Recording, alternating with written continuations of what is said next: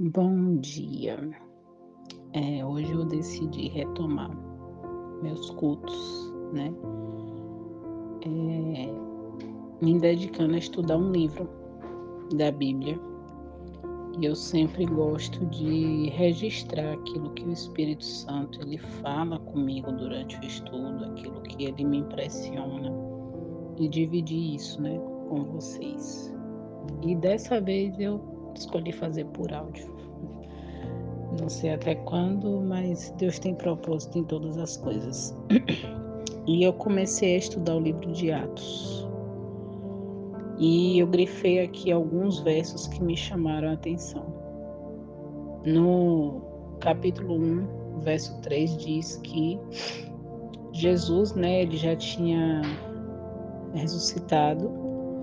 E aqui fala que ele se apresentou vivo após a sua paixão, ou seja, a sua morte e ressurreição, por meio de muitas provas infalíveis, tendo sido visto por eles durante 40 dias e falando das coisas relacionadas ao reino de Deus.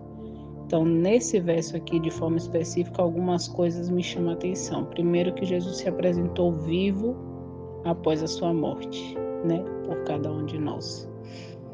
A segunda coisa é que fala que ele fez isso por meio de muitas provas infalíveis, ou seja, Jesus não deixou sombra de dúvidas de que de fato ele havia ressuscitado. E ele foi visto, né, ainda durante 40 dias.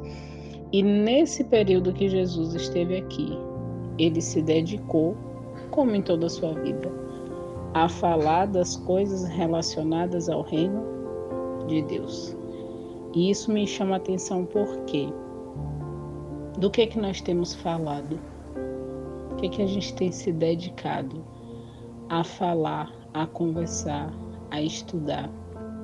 Nós estamos no fim dos tempos e não é tempo da gente estar se dedicando para coisas daqui desse mundo, mas nossa mente precisa estar voltada para as coisas relacionadas ao reino de Deus.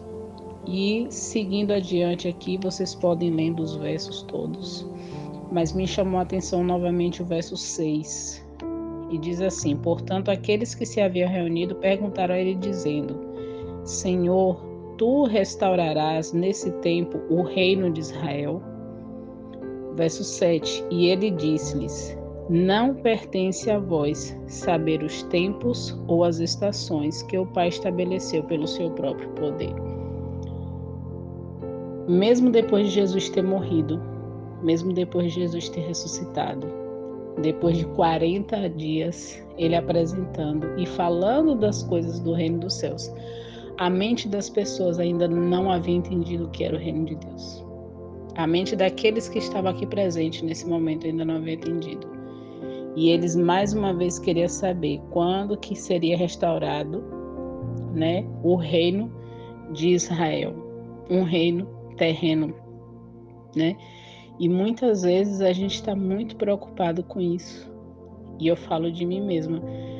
Muitas vezes as nossas orações estão sempre voltadas para as coisas daqui desse mundo, para nossa vida financeira, para nossa vida acadêmica, para nossa vida profissional, para nossa família, mas tudo aqui, aqui e aqui.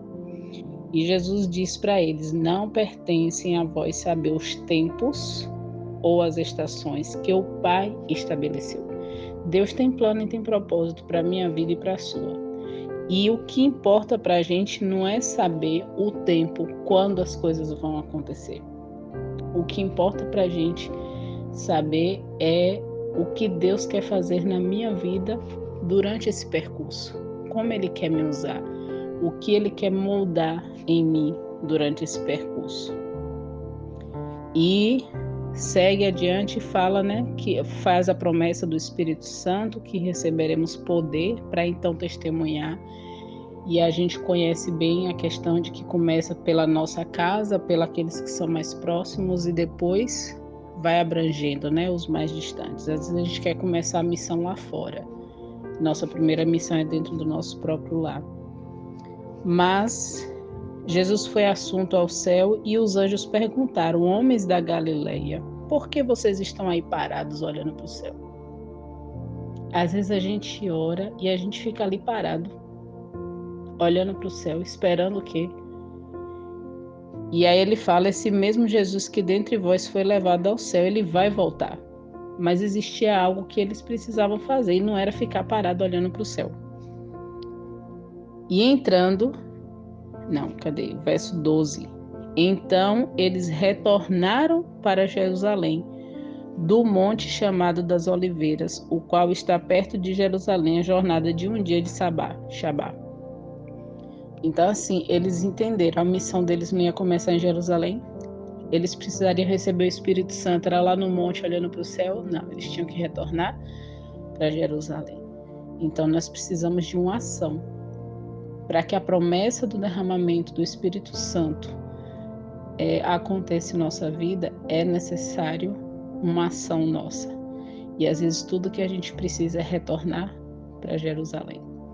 Não sei qual é a sua Jerusalém, mas hoje, para mim, o Espírito Santo já me acordou com isso, de que eu precisava retornar para os cultos desta forma, né? Que muitas vezes foi o que me sustentou na minha jornada cristã, é eu e Deus. Não é através de uma meditação pronta, não é através de coisas prontas, mas através da própria palavra de Deus. E ali fala que eles encontraram, né, os discípulos reunidos. E o último texto de hoje, verso 14. Todos eles continuavam unanimemente. Então, assim, o nosso processo, ele é diário, ele é contínuo e ele precisa ser unânime. Em que sentido? Um mesmo propósito, um mesmo objetivo. E qual é ele?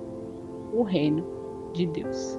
Eles continuavam unanimemente em oração e súplica com as mulheres e Maria, mãe de Jesus, e com seus irmãos. Então, nós precisamos sim nos unir, nós precisamos orar, mas pelas coisas certas, pelos propósitos certos. Não tem problema nenhum em você falar do que lhe angustia, de você colocar nas mãos de Deus as suas ansiedades. Mas nós precisamos entender que o propósito de nós estarmos aqui ainda não é as coisas deste mundo, mas é o reino de Deus. Que o Senhor nos abençoe nesse dia.